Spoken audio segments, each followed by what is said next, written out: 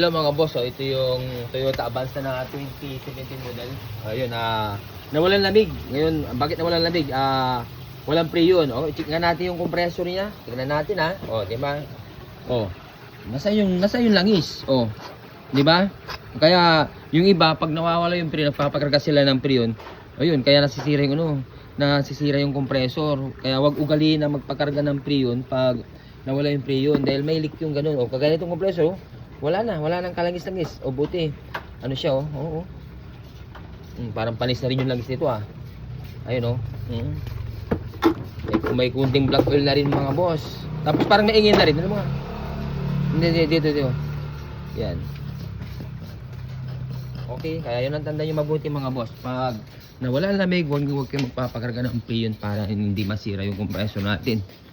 Dahil kaya nagba-black oil, pag may leak yung system, maubusan na lang yung compressor, pupunta dito sa mga hose fittings, sa condenser.